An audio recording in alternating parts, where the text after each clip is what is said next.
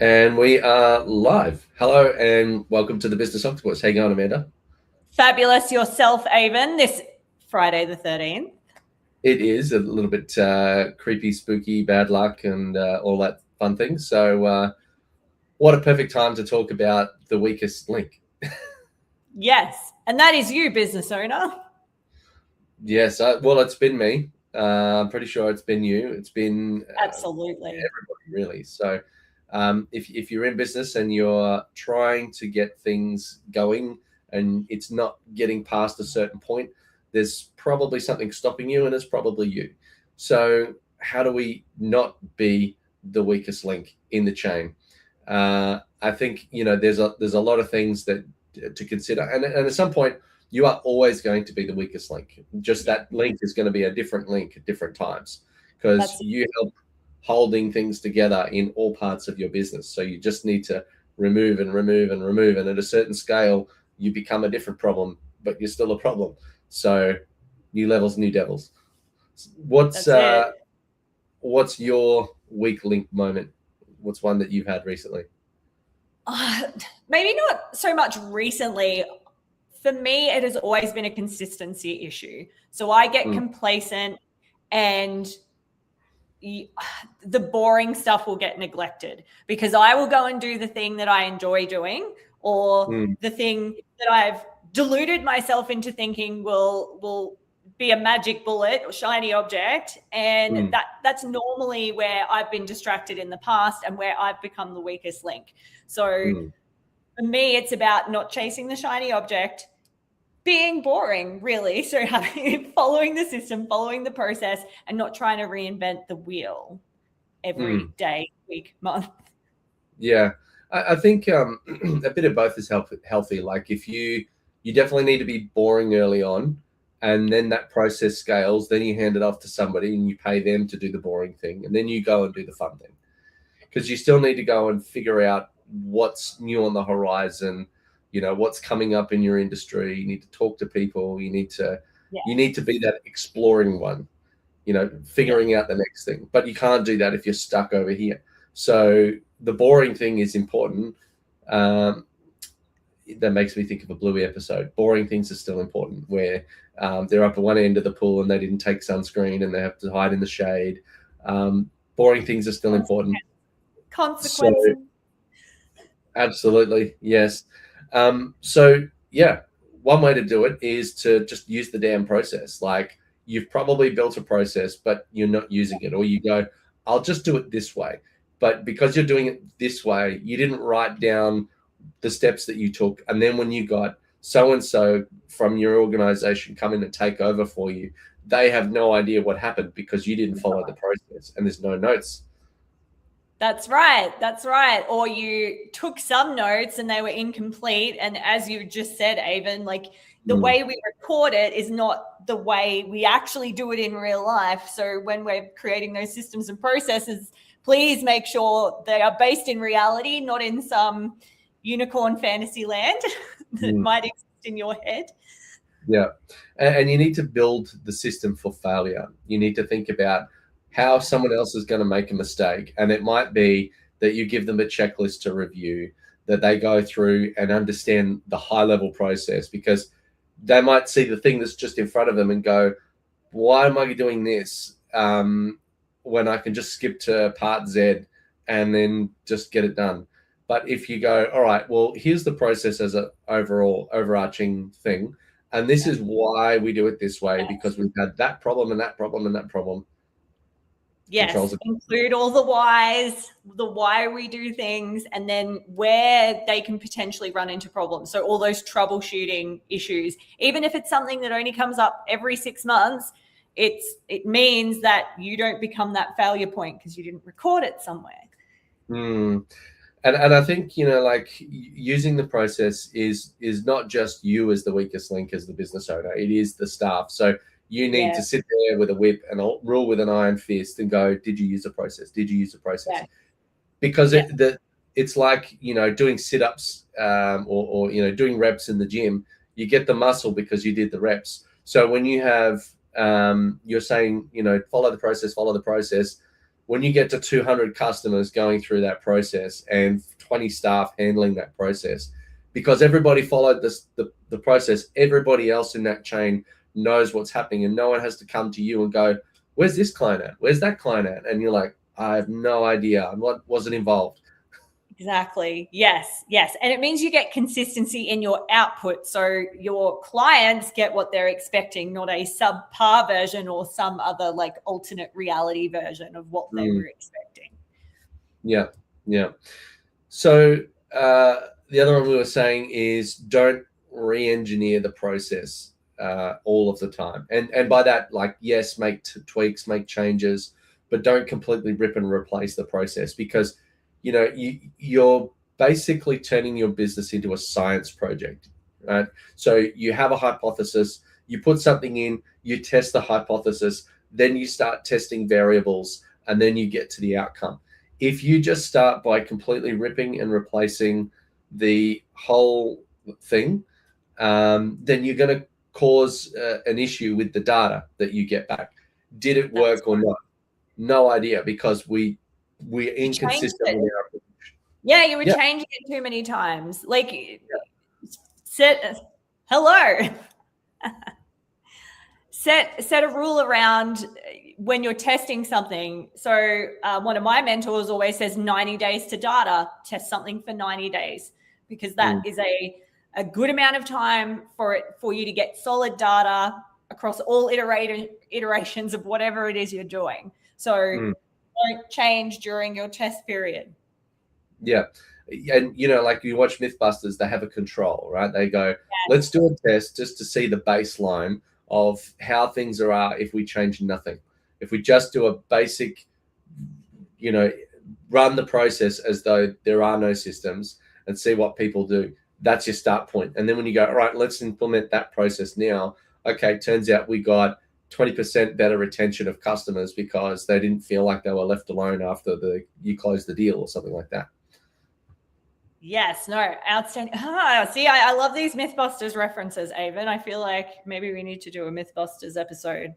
Cool. Business Busters or something like that. Yeah, there you go. Put that in the kitty. Write that down. Mythbusters, yeah. Yes. So the other one is do things that don't scale. You'll hear this a lot online if you follow anything to do with Airbnb. I think that I'll get the name wrong. David Chetsky, I want to say. Anyway, one of the founders of Airbnb. And one of the things that they had was they needed to get good quality listings to get good, people coming through and for people to want to stay at these places. And so they wanted to go and get professional photography done. Initially, they had it as like a special service, and they would only, do it themselves, and they would go to these locations, film or take photos, and then put that up on the listing to make it look really good. And eventually they started to build this as part of the service of onboarding, is that they would do these photographers, but then they ran out of headspace at time. And so they went and hired a whole bunch of contractors to go and do it. So, but to do that, they managed it on a spreadsheet, and then they got to like hundreds of these photos. And then they're like, let's get an intern on it. And then they kept going on the spreadsheet before they built the software solution. And they then had an intern managing a whole bunch of interns doing all of these photo projects, like head up at this time. Here's the info pack. And only then after they had 500 of these a month, did they go, let's now build a software solution to solve that. So they did the thing in the boring spreadsheet for long enough to go, here is the pattern. Here are the variables. I love it. Here's where you make the mistakes. Yeah. So, and sorry, I am imagining a spreadsheet and the wheels falling off very dramatically. So that system worked for them, obviously. Well, it worked to a point, but the thing was, the spreadsheet solution works to a point. So you shouldn't try to do a process until it's mature enough for you to actually consolidate it and lock it down into a software. So if you want to, let's just say you're starting out and you go, right, I'm going to spend all this time building a thing and then no one uses it. or it's not effective. But at least by the time you've got to the spreadsheet thing, you've figured out all of the wild variables. You've done your I'm going to use a military term here, bolt adjust, right? So when you're trying to sight a rifle in, you do a bolt adjust, which is fire 3 rounds, see where they land, take the average, and just go, well, let's wind it on in over here. And Gotcha. that's not anywhere near accurate at that point. It is just go from wildly off to somewhat close. And then let's do a proper grouping series and then try to get that narrowed down to directly on target. So there you go. When you do a bolt adjust, it is just like, let's go from no idea to something and go from there. And that's what you got to do in the spreadsheet is go from no idea to something and then refine, put it in the software, refine further. Gotcha. So we're not worrying about, as always, we're not worried about perfection, just progress, right? Let's get it in there. Let's test it. If something doesn't work, what can we do to fix it and keep moving forward? Love it. If you're going to spend $100,000 on development costs, do it when you know exactly what you're building and why, and that people are already invested in the process and will see that this will be a better outcome to that. And then you can start, cutting and automating and doing things like that. Yeah, cool. I like it. Very good. And the last one we had was do the boring stuff really, really well. Yes. Be brilliant at the basics. Like the weakest link is not just, like sales or anything like the very front facing obvious things. It could be, someone who has to open the door in the morning, or someone has to, pay all the accounts, or sitting there doing all the books. There's a million bottlenecks. And so you need to try and look at all of them because they, as you grow, let's just say you grew your business 100%, right? So you doubled on last year. Now, every single thing that you are responsible, if you're responsible for 100 things, you're now responsible for 100 things at double the size. Right. So you need to look at how you do those 100 things really, really well so that they don't double. And if they do, well, you've got the ability to, start handing them off, and because you've processed eyes, you've structured, you've made them simple, you've taken out the fluff that doesn't need to be there, and then you've been able to scale it. Absolutely. Now, all of that said, Avon, going back to what you asked me at the beginning, where were you the bottleneck? Where were you the weakest link? There's been quite a few over the years. I remember one was it was a payday. It was 3 a.m. on the 31st of March, 2015. Okay, so a hot minute ago.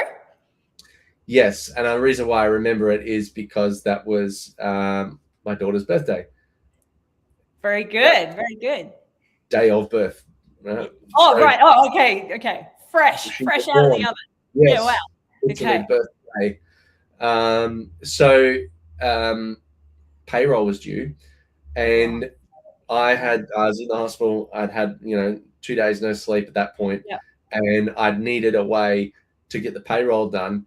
Thankfully, I was using a facial recognition scanner, which goes to a cloud software, and there was some payroll specialists as part of the service. They were expensive, but you only ever delved into that when they had something you had to check on Fair Work or some complex calculation. You had to go back through and recalculate 6 months of whatever. You could pick up the phone and they're like, a couple $100 an hour, and they're charging some increments and all that sort of stuff. But what I did was I'll just take the hit. You do the payroll. And I just sent the message. I'm like, I can't do it. You have to do it.